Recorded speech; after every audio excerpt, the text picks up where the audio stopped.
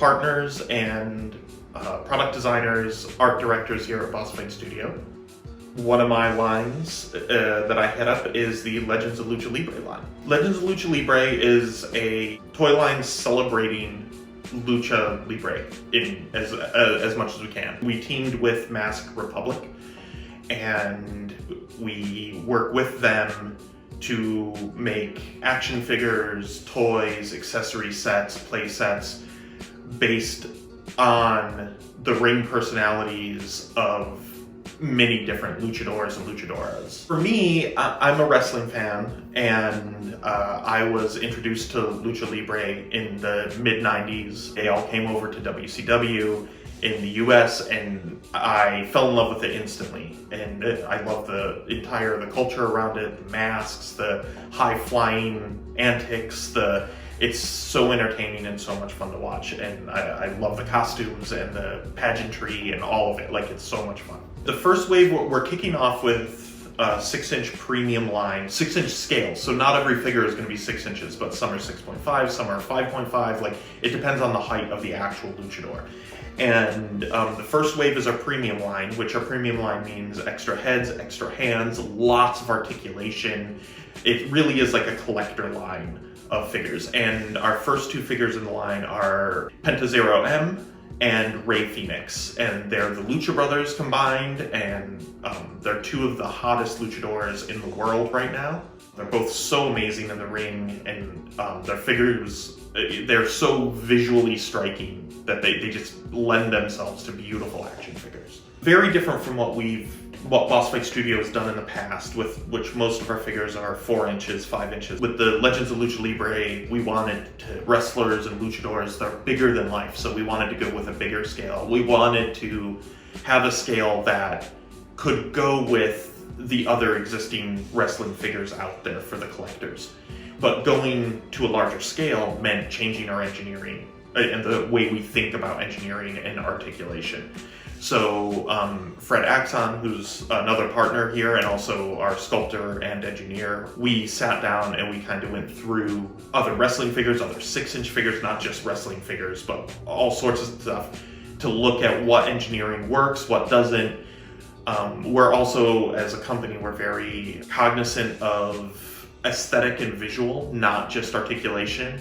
So we wanted to make the articulation visually appealing, not just, we don't want it to look like an artist doll, but we want it to be able to move and do things but still look great and look like a real person. I am very excited. I have gotten to meet a lot of luchadors and luchadoras this past year, gotten feedback from them on their figures, so working with them is very cool, and it makes us feel like so great. A response to a sculpt or a figure when they see it is just, goddamn, that's awesome. Like, when that's their response, that's amazing. Like, it makes you feel so good, and just working on the line has been fantastic. Our initial target date was late summer. Unfortunately, with the coronavirus slowdowns at the factory, we lost a couple of months, literally where the factory was closed. Currently, we are a couple months behind. Our aim is, we are still trying to get out by late summer, early fall, but we can't guarantee that at this point, and we are probably looking at mid-fall at the earliest. But we're still trying. We're still trying to get the factory moving a little faster on these than we normally would, but at the same time we want to make sure the figures are right. As a company, we're always striving for the newest product to be better than the last product every time, all the time. So that does put a lot of time into our product to make it correct. We are not in full production yet. We are still in the tooling stage, but then there's also points in there, especially with Penta and Phoenix. They have tons of tattoos, so the deco is going to be, there will be probably some back and forth on the deco samples and stuff with them as well. Because we want to make sure that we are representing Penta and Phoenix correctly. Along with our premium figure line, Penta and Phoenix with Wave 1, we also have 2 more waves planned at this moment. We actually have upwards of 6 waves planned, but the next 2 waves are solidified as Conan, classic Conan with his mask from his CMLL days, Lady Maravilla, current Lady Maravilla. We also have Tenai Bliss Jr. and Laredo Kid. So we are focusing on both the past and the current era, like the 90s of luchadors and luchadoras. We also have accessory sets coming up. Accessories and weapons and gear, that's all very much part of wrestling and lucha.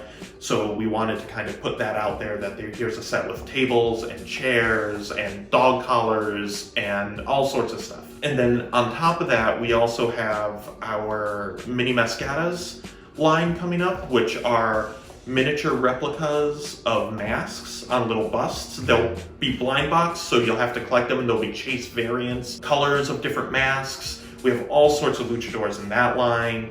And we also have coming up our Fanaticos series, which is a basic line of figures. There's less deco, no accessories, there's not extra hands and heads, less articulation, so we're bringing the price point really as far down as we can for mass collection. Now the figures detail-wise will still look, they'll be the same scale, the same detail as our premium line, just not the same level of articulation. We've got Penta, Phoenix coming in that line, as well as Taya Valkyrie and Juventud Guerrera. We've got many waves of that planned as well. So we are going to dive deep and celebrate all of Lucha Libre as much as we can.